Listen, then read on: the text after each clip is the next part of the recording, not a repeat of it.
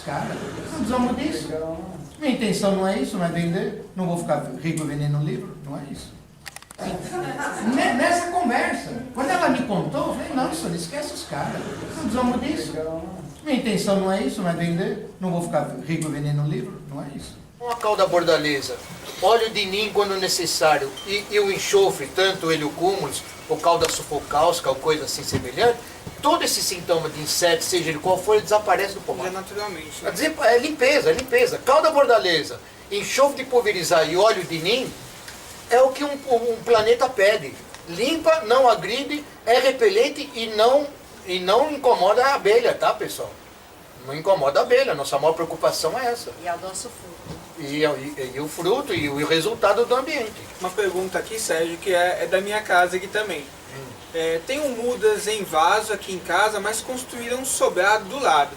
E agora tem o sol de abril até setembro. Vai prejudicar minhas plantas? O que devo fazer? É o meu caso também aqui. Não é vaso? Não é vaso? Muda de lugar.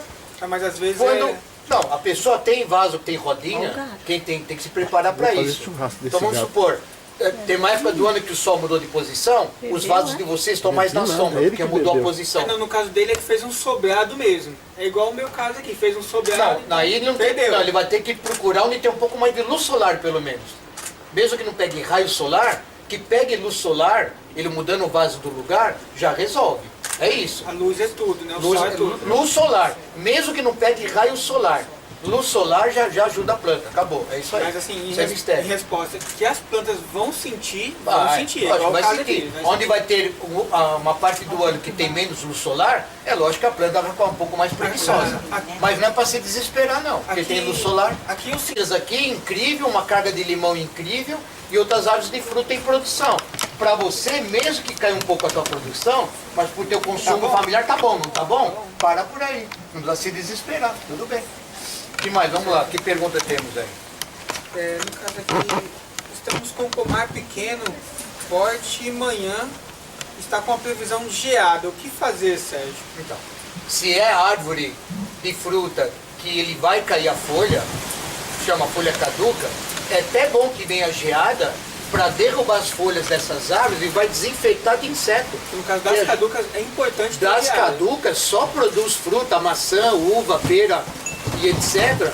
Regiões, a maior parte delas, que tem inverno rigoroso. Por que tem maçã boa e pera boa no sul do Brasil? É inverno rigoroso junho e julho, quebra de dormência. Tem árvores frutíferas, gente, que precisam em torno de 300 horas de frio a 9 graus. 300 horas de frio, equivale a 15, 20 dias de frio, de junho e julho. Local que tem esse tipo de frio é região que vai ter uma boa safra de maçã ou de pera, porque teve um acúmulo de hora de frio bom para vir a florar e a fruta vingar. Então tudo depende do tipo da árvore de fruta. Tem árvore de fruta que pede, precisa da quebra de dormência, de frio rigoroso, junho e julho, durante 300 horas, em torno de 8 a 7 graus, até 10 graus de frio. Pêssego é o caso. É isso que eu ia falar, Pesco, Sérgio. nem tanto necessário tanto frio, macieira e pera sim. Tem uma Frio pergunta com altitude acima de 800 metros de altitude. Várias variedades de maçã e pera.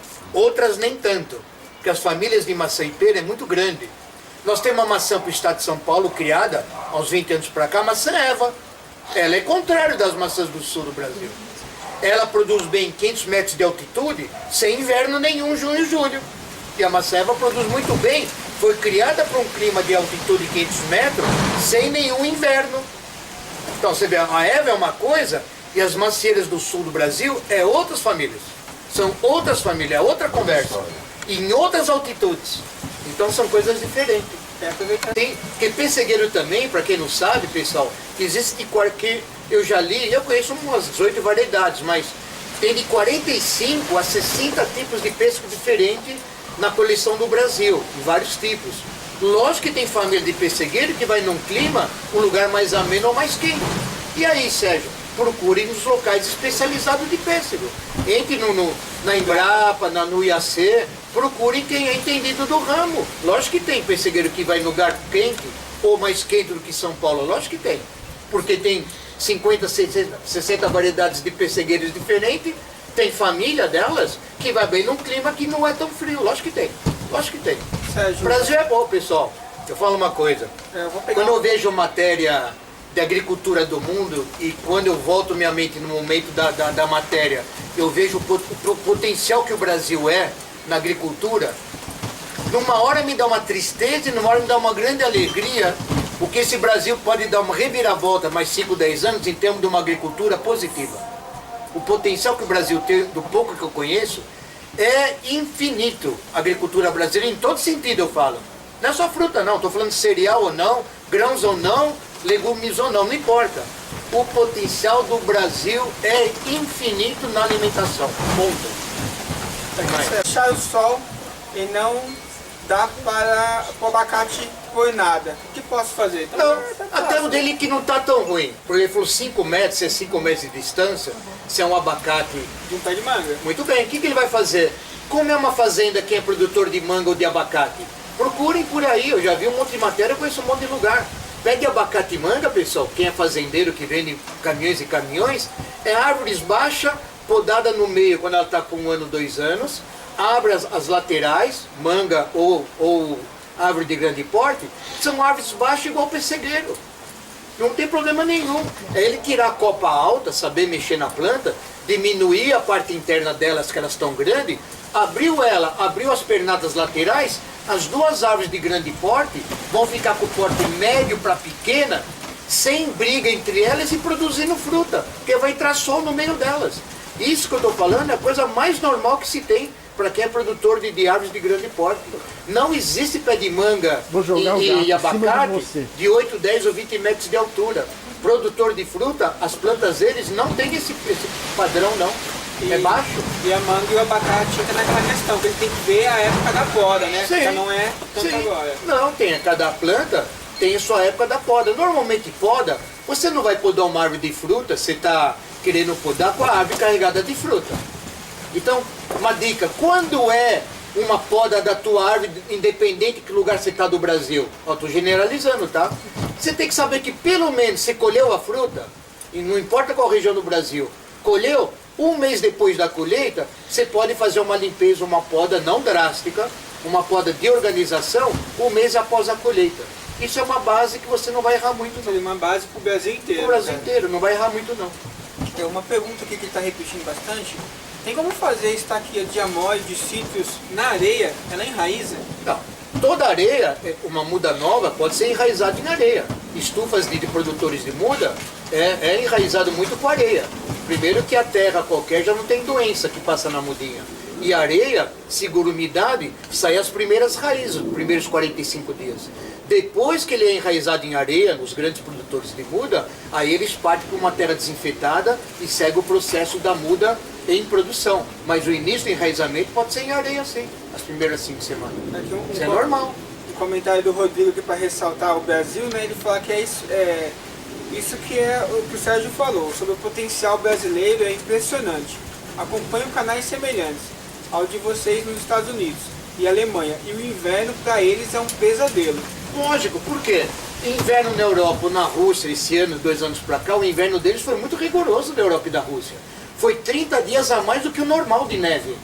Você fala, e daí? Tá, e daí? Europa tem 2 meses de neve e teve 3 meses agora de neve. Tá. E a Rússia tem 3 a 4 meses de neve, e lá o inverno é 20, 30 graus abaixo de zero na Rússia e outras regiões do norte do planeta. E daí, Sérgio, que a neve lá foi 1 mês a mais?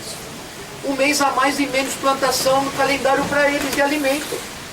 Porque enquanto o inverno naquela região seria 2 meses de frio intenso, com neve, foi de 3 a 4 meses um frio estranho. Ou seja, o fazendeiro teve menos tempo no ano de plantar após a neve, porque a neve se prolongou mais o inverno.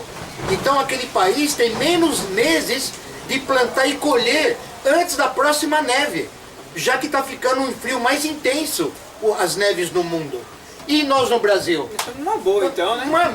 Boa, mas não estamos sabendo aproveitar.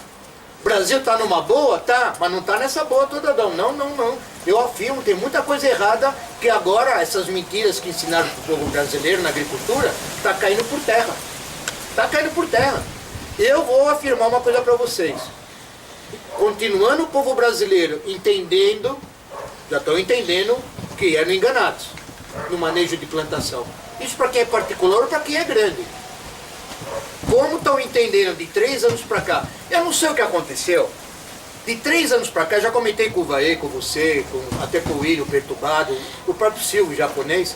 Falei, gente, alguma coisa aconteceu 3 anos para cá no mundo que o ser humano que nós estávamos abobados em termos de alimentação ou produção de alimento, nós acordamos. É mundial. Eu não sei o que aconteceu. Esse negócio de falar que esse produto tóxico é legal, caiu por terra.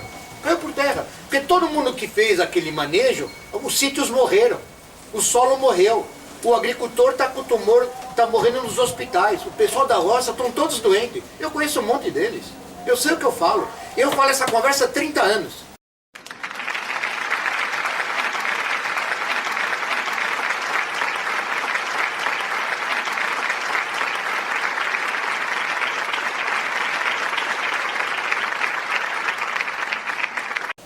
É mentira, esse manejo é mentira. Tanto é que antes me chamavam de Sérgio Bruto. Eu sabia o que eu estava falando. Com esses 30 anos nessa minha conversa. Eu já venho fazendo esse alerta há quase 3 décadas. Porque eu tenho noção do que eu estou falando. Então, algo aconteceu de 3 anos para cá. Eu não sei o que foi ou por que foi. Que a grande parte da humanidade do mundo despertou, primeiro, para as enganações dos políticos e mau caráter que o mundo tem. A maioria. Tem gente boa, mas tem uns lixos por aí que nós estamos vendo no mundo afora, atrapalhando o próprio ser humano do país. O povo está se revoltando no mundo. Pode ver, está todo mundo revoltado contra o mal político corrupto que está empobrecendo o seu povo e a sua pátria, a sua nação. Isso não pode acontecer. Todo o povo do mundo tem que se virar contra. Não tem mais tempo de brincadeira, pessoal. Eu já falei uma coisa, eu não sou de repetir, que eu não gosto muito, tem coisa que eu não sou muito de falar. Já falei para quem chegou hoje novo. Tem um calendário que eu chamo de uma janela, que está se fechando o tempo. Está se fechando. Nós não temos muito mais tempo no planeta de brincadeira e agressão. Estamos no limite. Esse calendário está aí, está por aí. Eu já dei data, não quero falar mais sobre esse assunto. Não tem tempo de agressão e brincadeira no planeta. Então, todo ser humano não depende mais dos políticos do mundo, ainda mais dos maus políticos. Tome vocês as boas atitudes para reverter a tua cidade, para reverter o teu quarteirão, para reverter o que está errado no teu país. Não culpa o Vaê ser um político ruim e eu, Sérgio, falo mal dele, mas estou fazendo eu pior do que ele na calada da noite. Isso não funciona.